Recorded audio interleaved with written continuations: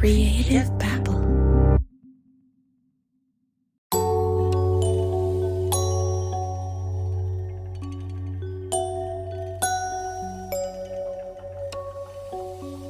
At the Word of Faith Fellowship, deliverance is not something you ask for. You get it whether you like it or not. It's Sunday night after the evening service. It's cold outside, but inside the Word of Faith Fellowship sanctuary, the temperature is rising. Tonight, it's Matthew Fenner's turn to receive deliverance and release the devils controlling his homosexual desires. I'm Javier Leyva, and this is Season 3, The Prophet.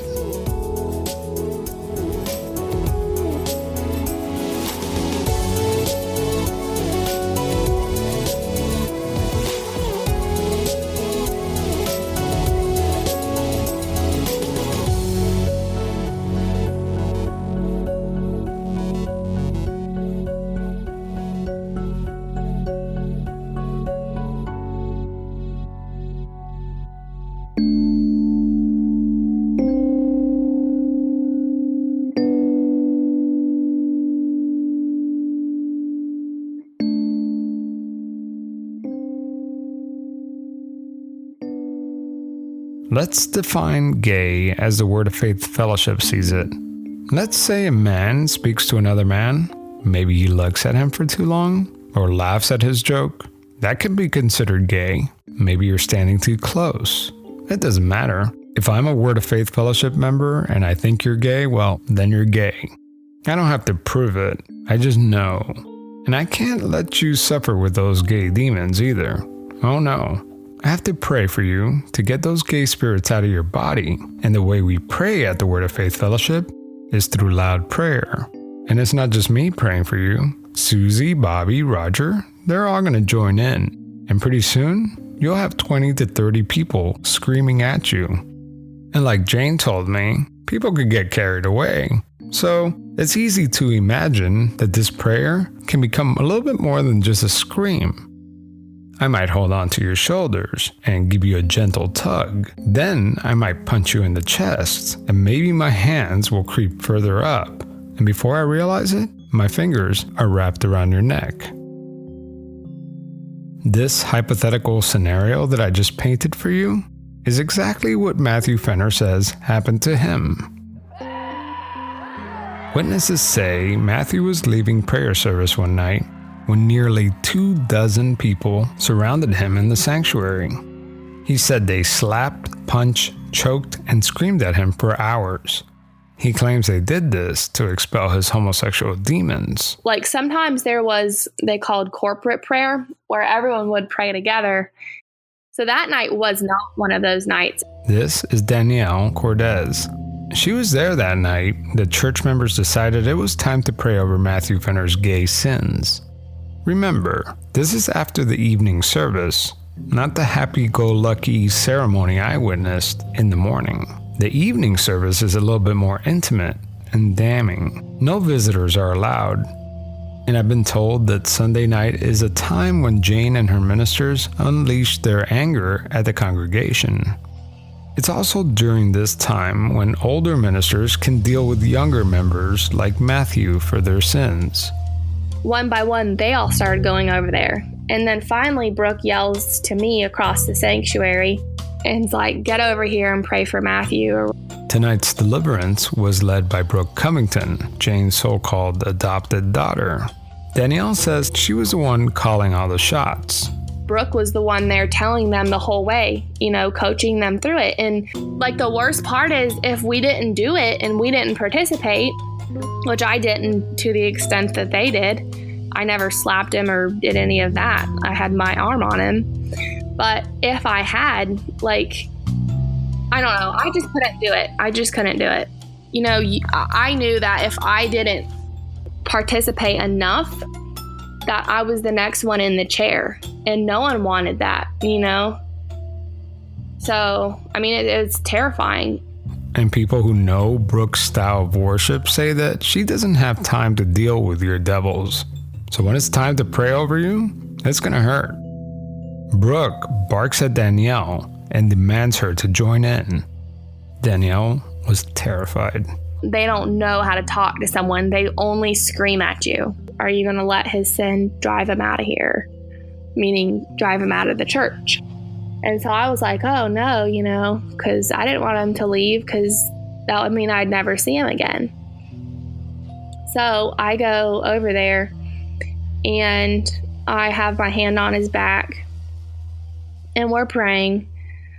And it's getting really physical at this point. Like, Sarah has her hands on him and is like pushes him backwards to where the chair tips back, and then like as soon as the chair tips back, because she's standing over him in front of him, like yanks him back towards her. So at this point, like, Matthew's face is like changing colors, like he's white. This wasn't like a 10-minute prayer session. They say this lasted for hours, and Danielle says that Brooke was orchestrating the whole thing. Brooke would, like, someone who was like tired in the center who had been praying for him, she would take them out of the center and bring another person in for the next one who had energy. Danielle says that Brooke would just rotate people in to attack Matthew. It was nonstop. Danielle says that one guy had his arm wrapped around Matthew and was just beating him in his chest.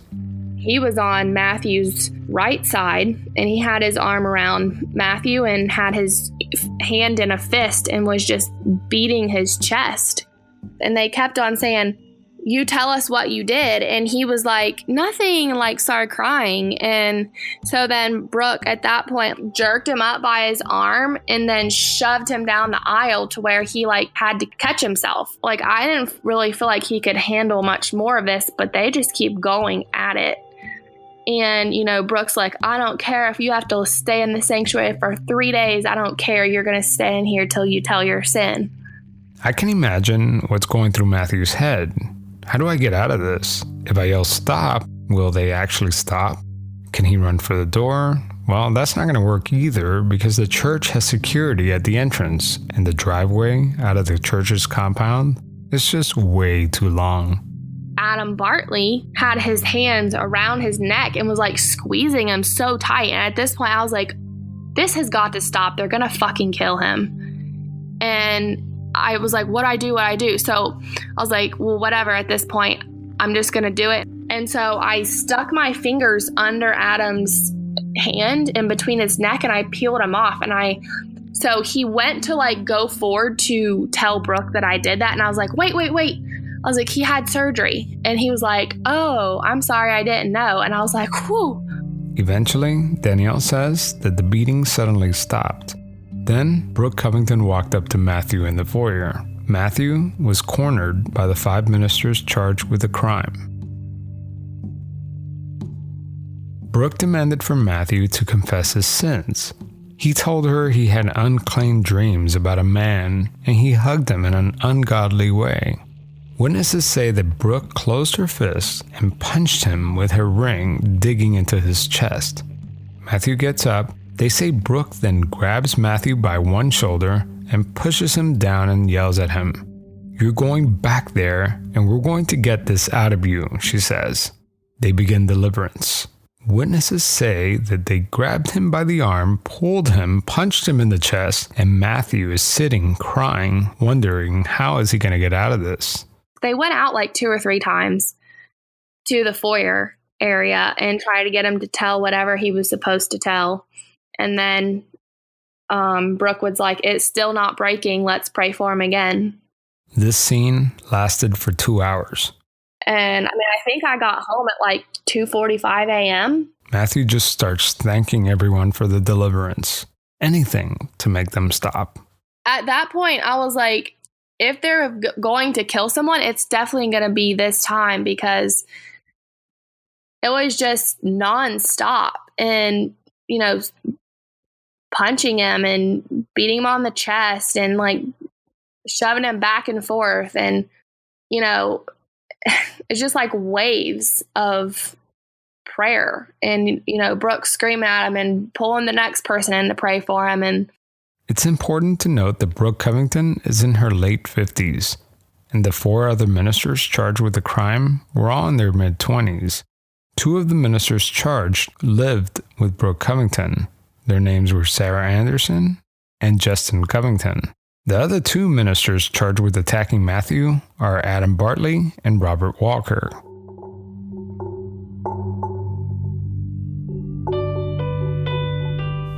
One thing led to the next, and then ultimately it led to me escaping on the 29th of January. This is Matthew Fenner.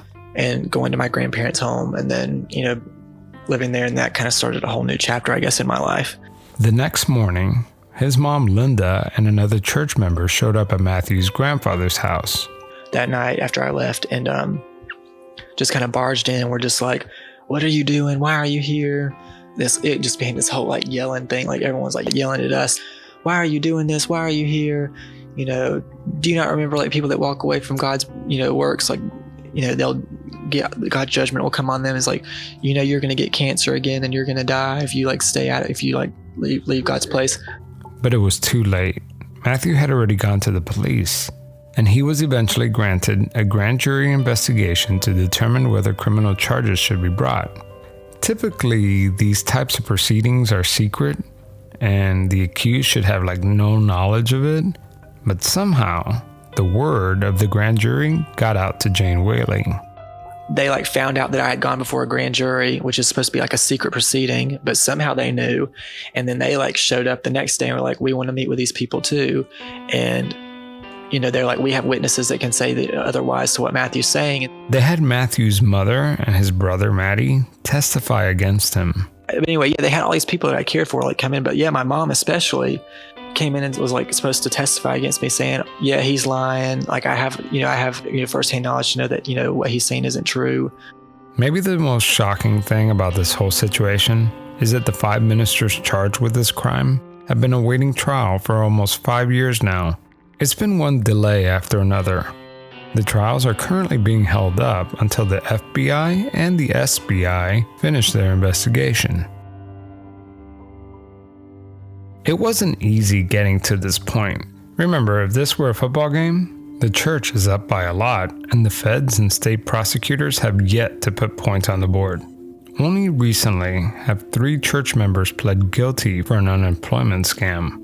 How have they dodged so many accusations? Well, is it because they're innocent? Or is it because Jane Whaley is running all the plays with the local law enforcement? Originally, they came out and interviewed Matthew. And Joey Sisk at the time was the detective. And he was really adamant that, he was going to do this. And he was shut down. And whenever Matthew asked him why, he said the DA said no. And the sheriff said, no, I can't do anything they tell me not to do, period. This is a secret recording of Matthew talking to the detectives on the case. He wants to know why more serious charges aren't being filed. I've just been doing my research and all, and pretty much what that means is we're only going to be able to get misdemeanor for what they did, correct? Okay. So the DA, I met with the DA last week. Right. He read over your statement. Okay. And read over Patrick's. And he said the only thing he was willing to prosecute was misdemeanors anyway. Okay, so basically what he's willing to do, so if I'm understanding correctly, he's willing just to look at assault by strangulation, slap in, hold me against my will, and say that's just a misdemeanor and just overlook it. That's what he's telling me. But I just don't understand why he's willing to overlook my civil rights to be protected, both for a hate crime, for assault by strangulation, which is a felony, all these higher up criminal felonies that they've committed. I literally thought I was going to die that night, and he's willing just to say, oh, this is just a misdemeanor assault. That's what he's telling me. It's just, I don't know. I'm not going to be like these other people that they're basing their decisions off to just ignore this because they, sucker out of it. These people need to be punished for what they've done, and it makes me sick that they're willing to just overlook my civil rights and just say, forget this. So Matthew decided he was going to take matters into his own hands. If authorities weren't going to pursue criminal charges, well, Matthew will find a way to press charges himself. Here's Nancy Burnett. Matthew, John Huddle, we all always went together because going by yourself up there is just not a smart thing to do. So we would go, in a pack, and we showed up, and I had already told them all, we're not leaving today without this report. So we went across the street to the DA's office first, and they made us wait 45 minutes. I guess they thought we would leave, and I was like, we're not leaving, sister. He's going to see us today. When the DA came in, he was, I don't know what you're talking about. I don't have a report. The DA says that he can't help them without a proper incident report. Do you need a report to take action? Yep, need a report. I was like, oh, okay. All right. So if we bring you a report, you're going to do something. Absolutely. Okay. We would never been given a report before. I said, we're going across the street. So we walked right across the street. It's about as far from here as the building over there, maybe 20 or 30 feet from where we are. I don't know. Matthew Fenner and his supporters were able to find the one officer who didn't seem influenced or intimidated by the church. His name was Wayne Guffey. He happened to be the sergeant on duty that day. They let us through the door, walk around the corner, and there was Wayne Guffey. Matthew sat down. He started to tell him what was going on.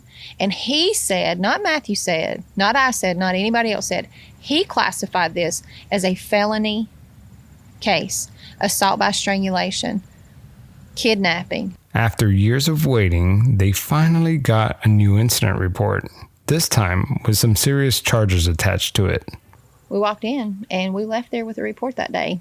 We asked for a copy of it. We took it right back across the street and said, here's your report.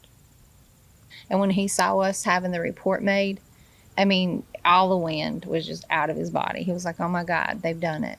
Matthew Fenner waited years before we got his report done. He kept saying, go to the magistrate. The magistrate would say, go to the sheriff. The sheriff would say, go. It was just back and forth constantly. And I've never experienced anything like it in my life. Michael Davis, a former Rutherford County investigator, told the AP that this investigation should have taken months. He said they should have interviewed the witnesses. They should have gone to the church. They should have written a report and sent it over to the sheriff. He said that never happened. They just wanted this case to go away, and they never expected Fenner to push so hard. What they didn't realize was that Matthew Fenner was not backing down. Plus, he had the help of Nancy Burnett and his friends. So why would the district attorney at the time delay this investigation? This is Nancy Burnett again. Brad Greenway was the district attorney there, and he sabotaged cases intentionally. This is the same district attorney who's accused of giving Jane a heads up that a grand jury investigation was coming. But now, there's a felony on his desk. He just can't ignore it now. Eventually, the new DA, Ted Bell, called for a new grand jury and was able to indict Brooke Covington and the other church ministers. And while the state is preparing to take the church to court, ex-members say that Jane and her leaders were busy preparing for trial too. Remember I told you that Jane's son-in-law was an assistant district attorney at a nearby county? Yeah, well, his name is Frank Webster, and another assistant district attorney who's also a Word of Faith member were accused of holding mock trials for 4 ministers accused of beating Matthew Fenner. So why is this a problem? Well, because providing legal advice and participating in a mock trial is illegal and can be considered obstruction of justice. Former member Rachel Bryant told the AP that one of the assistant DAs sat in for Matthew Fenner during the mock trial. Then Jane told everyone to stand where they were that night. Rachel said, some would point to his head and say, I put my hand on him right here. Then Jane would start screaming, no, you did not do that. Your hand was not on his head. One by one, they reenacted what occurred that night. Frank Webster and the other assistant DA, both Word of Faith members, resigned their positions as prosecutors, and currently the FBI is looking into the matter.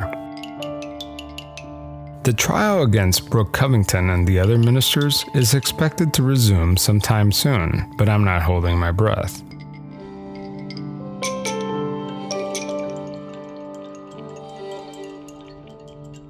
So now I'm bringing this season to a close. This season I've been talking about the Word of Faith Fellowship and Jane Whaley, but that's not what this season is about. There's an even stronger undercurrent to what is happening here. This season is about a small town in North Carolina where the local government has failed its people. The people here can't trust government to do its job, and if something horrible like this happens, no one can accept it because there's so much perception of corruption. Now, I'm not saying that the police and the sheriff and the DA and the state investigators aren't doing their jobs properly. I'm just saying that even if they were, the public doesn't trust them. Think about it this way. We wouldn't know anything about the Word of Faith Fellowship and all its allegations if the government seriously looked into matters. If secret grand jury investigations weren't leaked to Jane Whaley, if the DA took Matthew Fenner's case seriously and treated it as a hate crime, if dozens of child abuse cases weren't wiped clean because the church made some deal with the Department of Social Services, if the U.S. Attorney's Office would have taken action with the dozens of Brazilians accusing the church of forced labor and human trafficking. In order for government to work, there has to be trust. So when something horrible like this happens, how are we supposed to get closure? The church is slipping. Right now, 5 of its ministers are facing trial. Sure, it's taken 5 years to actually start the trial, but at least it's moving. And 3 of the Word of Faith Fellowship members have pled guilty to unemployment scams. Even Jane Whaley herself was named in one of the court documents. And there's even signs that her influence with local politicians is falling apart. Here's a secret recording of a prominent North Carolina politician talking about the church. So I think I've been there 2 or 3 times just for special events, and I hate it. I hate going down there. It's a 3-hour ordeal. They'll take you and they sit you on the front row and they have somebody with you all the time. And so you can't just get up and go to the bathroom and wander down the hallways. That's not the way that works. Which first, that's your first clue that there's something strange here. When you get out of your car, there's somebody standing there waiting to guide you and be with you. Sit you on the front row. You have dedicated seats. Sit you on the front row. And then they do this. They'll do like a kid's singing for you, and it busts your eardrums. You're sitting on the front row, and the kids are screaming when they're singing. And it is torture. I made my daughter go with me one time. She was pissed. Yeah, it's crazy. I mean, what are they afraid of? I don't understand what they're so afraid of. What's this? All this. If you're not doing anything wrong, you shouldn't be afraid of stuff. That's the way I look at it. Yeah. So I know. I don't know this for sure, but I have a great feeling that they're probably guilty of what they've been charged of. I would assume that would be it. It's and I'll tell you and again, I won't want this out for public consumption. Is we've kicked around, how do we get these folks out of the party? I mean, because we're concerned about it. Yeah. And the best, I hate to say it, but the best way to do it is we may start serving beer and wine at every executive committee we have, so they won't come. Bad when you got to go. Yeah, well, you're going to get a lot of Democrats showing up. I'm going to have to leave this story here, but it's certainly not over. Not even by a long shot. If this were a play, we're just now at the intermission. There's going to be a lot coming, and I might follow up and start a podcast devoted to the prophet. Or I may not. I'm not sure. But for now, I have to put a lid on this story. There's plenty of places that you could go to keep up with the story as it unfolds, and I'll list them in my show notes. For one, follow John Huddle's blog, religiouscultsinfo.com, or follow the Citizens Against Corruption and Abuse on Facebook.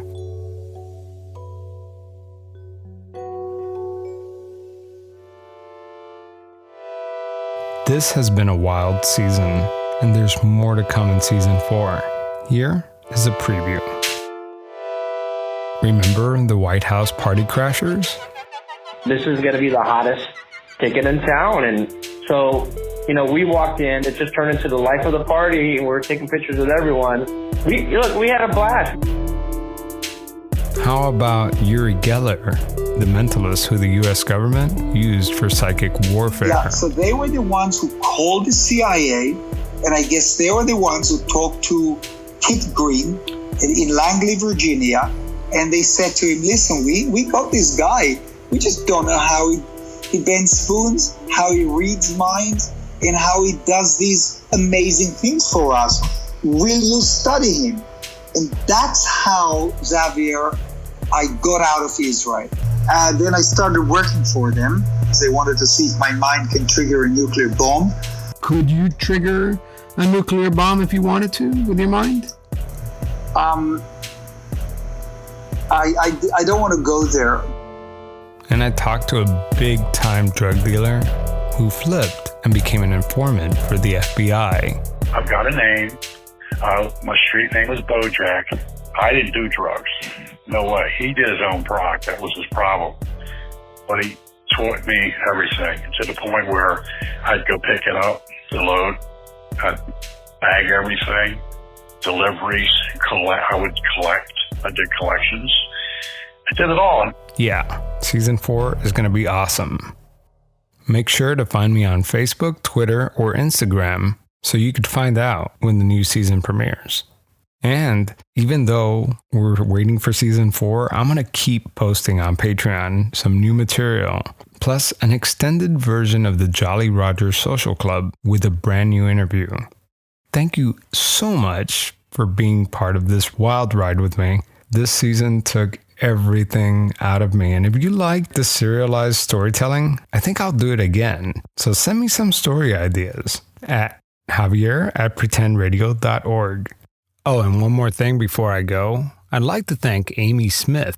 Amy gets to listen to all the bonus material that I post on Patreon. You can support the show too on Patreon. Just go to pretendradio.org and hit the donate button. In fact, I'm going to play you some promos for some awesome indie podcasts. But stick around, because after that, I'm going to play you one of the bonus episodes so you can get a taste for what you're missing out on. But honestly, if you really want to support this show, the easiest thing and the best thing you can do is tell your friends, tell your family, tell everyone, because this show is still undiscovered. Thank you so much for listening. I hope 2019 brings you lots of joy. All right, I'm signing off for now. See you in season 4. Here are some promos for some podcasts you need to check out.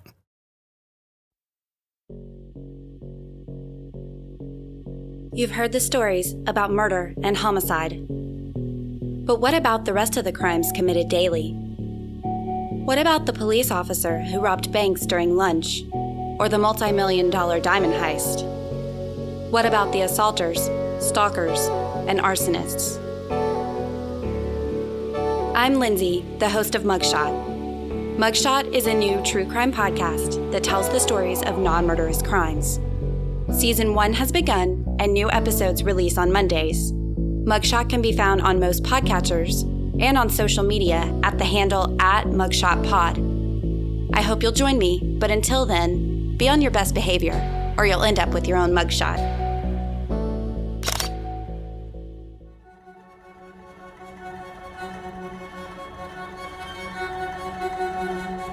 In March of 2012, Israel Keys was pulled over outside of Lufkin, Texas.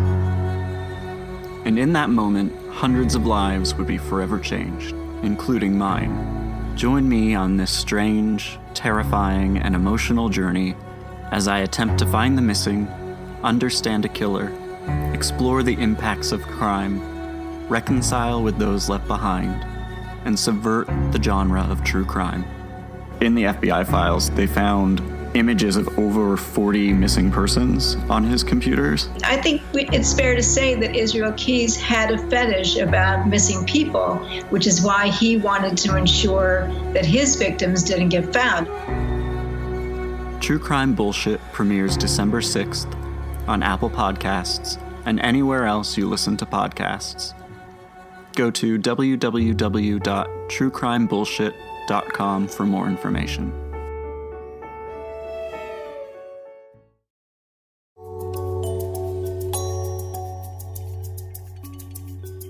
There's only one attorney that I know of who's had the pleasure to stare Jane Whaley in the eye and make her squirm.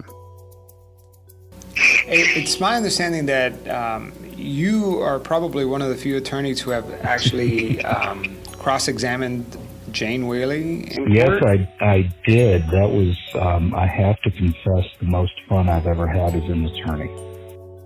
Well, tell me about that. Like, I know nothing about this. This was in the criminal case that was brought against Jerry Cooper. And what had happened is they were deposing Jerry Cooper during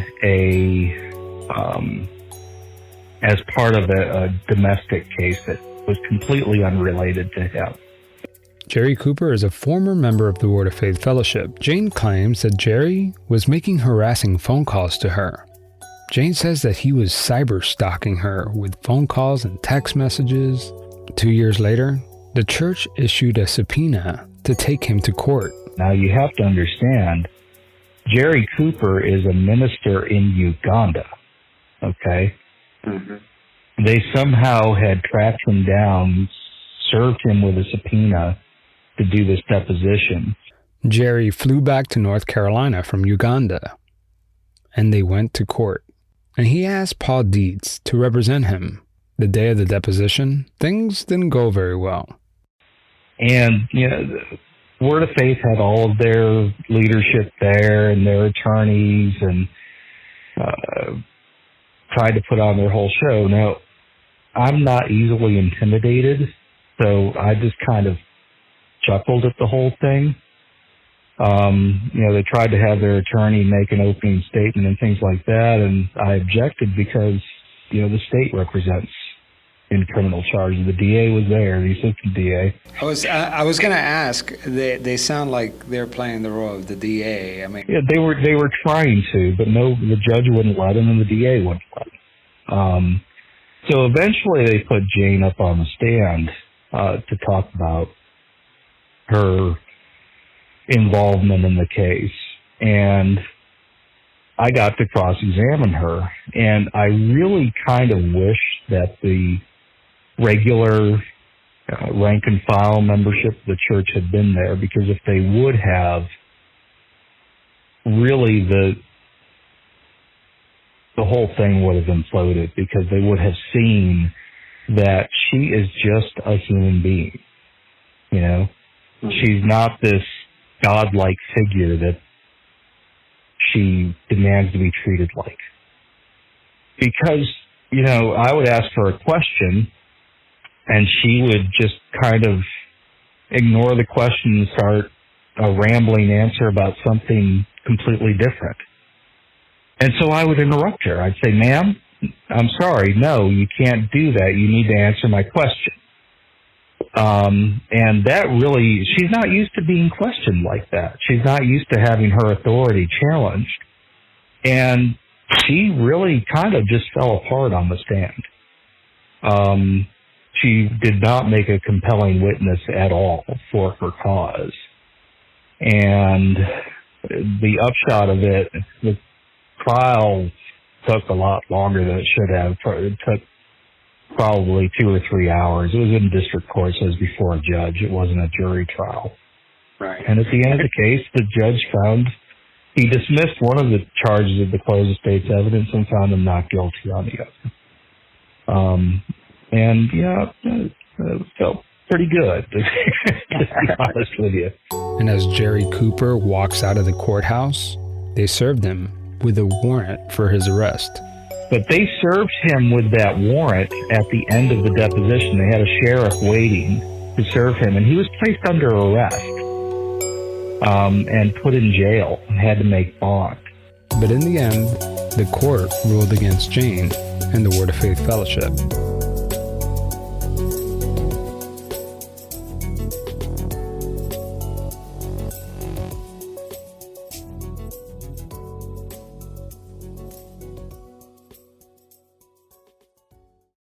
Insight is a podcast that explores true crime and mysteries. With 2 hosts from 2 continents. We recommend trying some of our recent episodes, like our episode on Sylvia Brown, where we take a critical look at the famed psychic and the cases she staked her reputation on. Or try our episode on Kanika Jenkins.